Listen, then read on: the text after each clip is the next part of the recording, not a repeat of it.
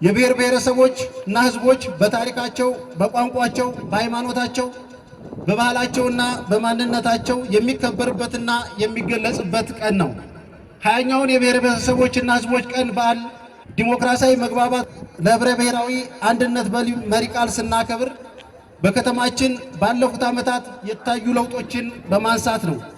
የምንሰራቸው ልማት ስራዎች ሰው ተኮር ከመሆናቸውም በላይ ማህበረሰቡን በስፋት እየተሳተፈባቸው ይገኛል። ለዚህም የክልላችን ምክር ቤት ዕውቅና የሰጠውን የሊቸን ቀበሌ ላብነትና ሌሎችም በአሁኑ ወቅት እየተከናወኑ ያሉት በህብረተሰብ ተሳትፎ እየተሰሩ ያሉ ስራዎች ማሳያዎች ናቸው።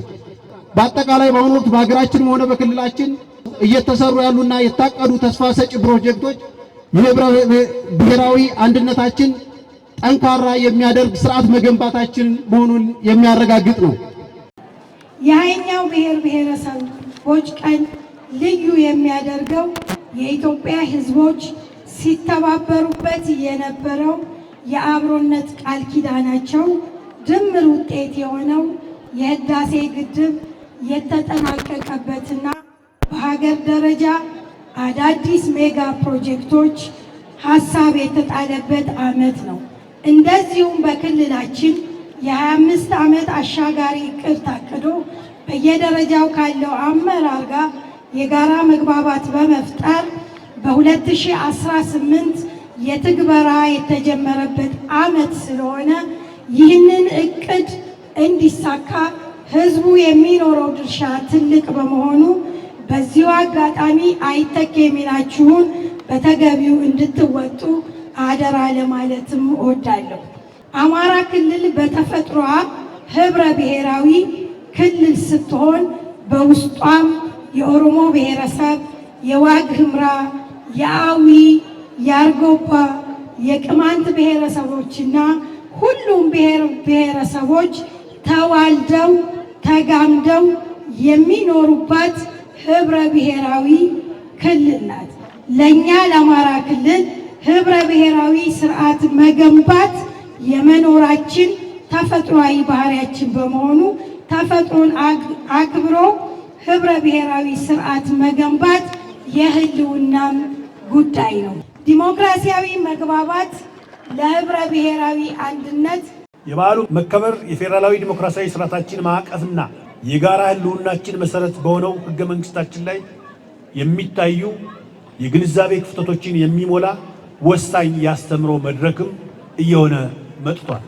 የበዓሉ አከባበር ተጨባጭ ውጤቶች ሲታዩ እስካሁን ሲከበር የቆየው የኢትዮጵያ ብሔሮች ብሔረሰቦችና ህዝቦች ሁሉም የሀገራችን ህዝቦች ማንነታቸው እንዲከበር ለፍትህ ነፃነትና ለዲሞክራሲ ስርዓት መከበርና መረጋገጥ በጋራ ጠንክረው እንዲሰሩ በወንድማማችነት ላይ የተመሰረተ ህብረ ብሔራዊ አንድነት እንዲጠነክርና ስር እንዲሰድ የፌዴራል ስርዓታችን የብዝሃነት አያያዝና የዲሞክራሲ ባህል ግንባታ እንዲጎለብትና እንዲጠነክር እንዲሁም የህገ መንግስት አስተምሮ ስራዎች መሰረት የጣለ ነው ብሎ መውሰድ ይቻላል።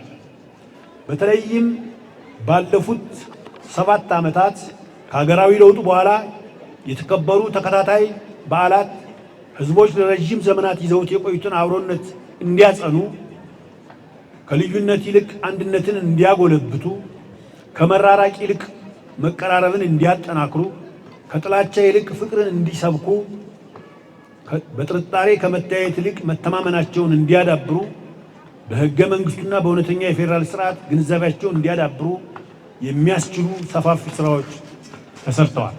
የዘንድሮ በዓል ዲሞክራሲያዊ መግባባት ለህብረ ብሔራዊ አንድነት በሚል መሪ ሀሳብ ስናከብር መነሻው ኢትዮጵያ የብዝሃነት ማንነቶችና አስተሳሰቦች ሀገር መሆኗን፣ ኢትዮጵያ ብዙ መልክ ያላት መሆኗን በማመንና ይህንን እንደ ጸጋ በመቀበል በእኩልነት በማስተናገድ ለሀገራዊ አንድነት ያለውን ፋይዳ ከፍተኛ መሆኑን ለማስገንዘብ ነው። ደብረ ብርሃን ከተማ ሰው በማንነቱ አይገፋም።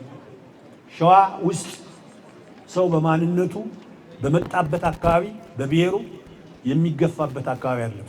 በአጠቃላይ አማራ ክልል የብሔር ብሔረሰቦችና ህዝቦች መኖሪያ ክልል ነው። በክልሉ ያጋጠመውን የሰላም ችግር ለመፍታት በሰላማዊ መንገድ ለመፍታት እየተደረገ ያለው ጥረት ተጠናክሮ መቀጠል አለበት።